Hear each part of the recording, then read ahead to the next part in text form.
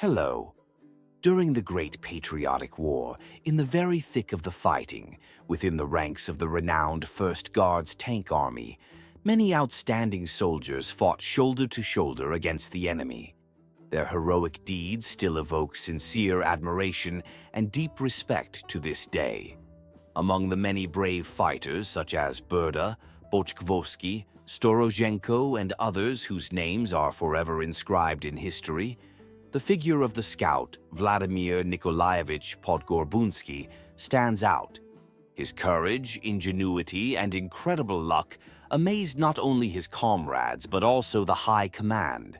Even the army commander, the famed General Mikhail Yefimovich Katukov, held him in deep respect.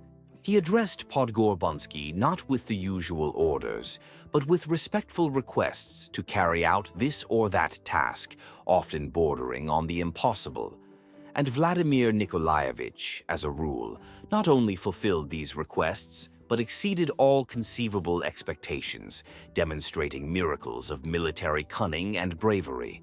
What is especially striking is that he acquired his incredible prowess in his difficult youth, having gone through the arduous path of a homeless child and later a criminal and repeat offender. Fortunately, this truly legendary man managed to find the strength to radically change his destiny, break the vicious circle, and leave his dark past behind forever.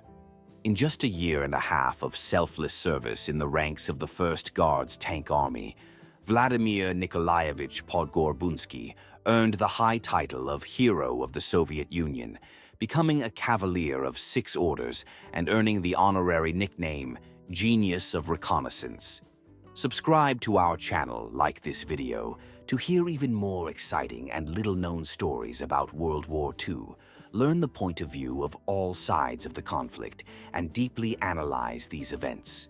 There, but for the grace of God go I. This folk wisdom perfectly reflects the early years of Vladimir Podgorbunsky's life. Born in 1916, he lost his father early, a staunch revolutionary, a Bolshevik, who died at the hands of the White Guards. His mother, occupied with responsible work, first in the Cheka and then in party structures, could not give her son enough attention. Little Vladimir was left to his own devices, began to run away from home, and wander around the vast country. After the death of his mother, left an orphan, the teenager was sent to an orphanage in Chita. In this institution, according to his own words, it was much easier to learn to steal than to master literacy. It is not surprising that Podgorbunsky soon escaped from the orphanage and embarked on the slippery slope of a professional thief. The young criminal specialized in thefts on trains traveling to the southern resorts of the Black Sea, where there were many wealthy vacationers.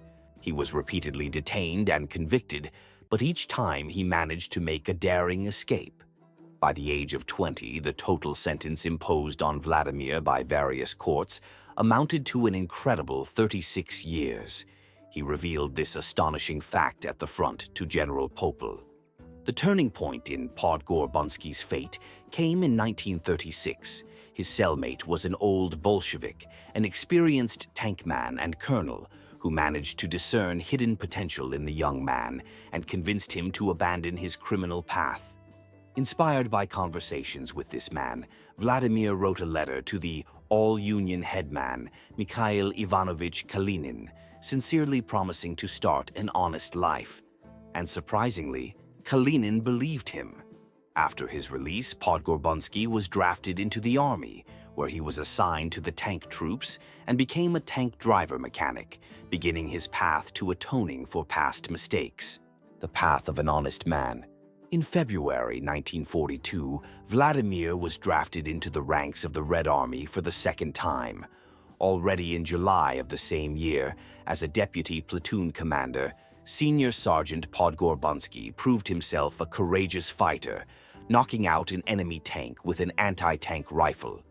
Just the next day, he again demonstrated exceptional courage and composure in battle. For these feats, the soldier was awarded the deserved Medal for Courage and received an officer's rank.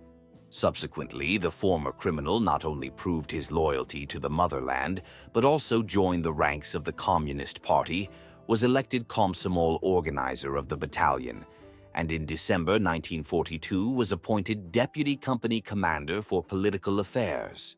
On January 30th, 1943, the legendary 1st Guards Tank Army was created, which included the 19th Guards Mechanized Brigade, where Vladimir Nikolaevich served.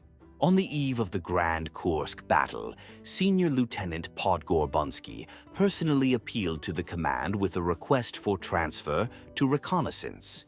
His request was granted, and he was appointed commander of the brigade's tank reconnaissance platoon.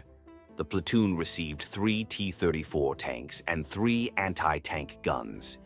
In the run-up to the July offensive, Podgorbunsky's scouts managed to capture the only tongue, prisoner for interrogation, in the entire army, which testified to the high professionalism of the newly formed unit.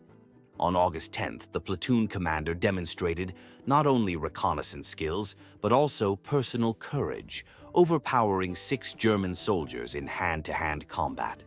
For this feat, he was awarded the Order of the Red Star. Gradually, through trial and error, Vladimir Nikolaevich developed his unique, effective, and daring fighting style, which later brought him the fame of Genius of Reconnaissance. On the night of December 29, 1943, Podgorbunsky's small but close-knit group, consisting of only 29 men using 2 T-34 tanks, made a daring raid. Bypassing German positions, the scouts broke into the city of Kazatin from the west, whose garrison numbered 3,500 soldiers. The appearance of Soviet 34s on the city streets sowed chaos and panic in the enemy ranks. 8 guns were destroyed, and German soldiers fled in panic. Taking advantage of the confusion, the scouts captured the railway station, firing tank guns and machine guns at the carriages where the headquarters of a German tank division was located. Sappers of the platoon blew up the exit switches, blocking the echelons at the station. One of them contained hundreds of Soviet prisoners of war who were liberated. Between December 24th and 31, Podgorbunsky's tank reconnaissance platoon destroyed 6 combat vehicles and self-propelled guns, as well as 12 armored personnel carriers. In addition, the scouts captured an important ammunition depot and 50 trucks. On January 10, 1944, Vladimir Nikolaevich was awarded the title of Hero of the Soviet Union for this brilliant raid. By this time, his nickname, Genius of Reconnaissance, given to him for his ingenuity and unconventional approach to fulfilling tasks, had become firmly established, and everyone called him that, including Army Commander Katukov. On March 25th, the army reached the Dniester River, and the offensive was temporarily halted. The rear units lagged behind, and with them the pontoons needed to ferry equipment across to the western bank of the river. The general was informed that a German pontoon park was located in one of the nearby villages. The idea of capturing it immediately arose. There were no questions about who would carry out this complex and dangerous mission. Army Commander Katukov personally appealed to Podgorbunsky with the request, "Be so kind, Comrade Podgorbunsky, to take the pontoon park from the Germans. Do us a favor, we will be eternally grateful." And jokingly added, "Keep in mind it's piecework, we won't remain in your debt." Marshal Katukov, at the tip of the main blow, Vladimir's eyes lit up. That same night, acting swiftly and decisively, he and his platoon captured the German pontoons, and for the piecework, the senior lieutenant received another Order of the Red Star. This episode once again confirmed Podgorbunsky's reputation as a man capable of completing any task, even the most incredible. Podgorbunsky often compared the profession of a scout to that of a thief. Both require observation, quick reaction, ingenuity, composure, and courage. These qualities served him well on the night of March 29th, near the city of Stanislav. During a daring raid, 27 scouts of the platoon on two T-34s destroyed 4 tanks, including a heavy Tiger, 19 105mm howitzers, and 3 80mm anti-aircraft guns. Another 160 enemy soldiers were taken prisoner by the Red Army men. 6 warehouses were captured, including 4 food warehouses. For this incredible feat, Podgorbunsky was nominated for a second Gold Star of the Hero of the USSR. However, the higher authorities decided that the Order of the Red Banner was enough for the former criminal. During this raid, the commander was seriously wounded. In total, he had 6 wounds, including 3 severe ones. Despite the wounds, after the hospital, Vladimir Nikolaevich returned to duty and led a tank company in the same 8th Mechanized Corps, continuing his combat path. On July 18th, Podgorbunsky's group, using American armored personnel carriers and supported by a platoon of tanks, forced the Western Bug River. Then, acting boldly and decisively, the unit went 35 kilometers deep into the enemy rear and routed an enemy column, destroying 2 tanks and more than 100 trucks with valuable cargo. And all this, practically without losses on their side, which testified to Podgorbunsky's high skill as a commander.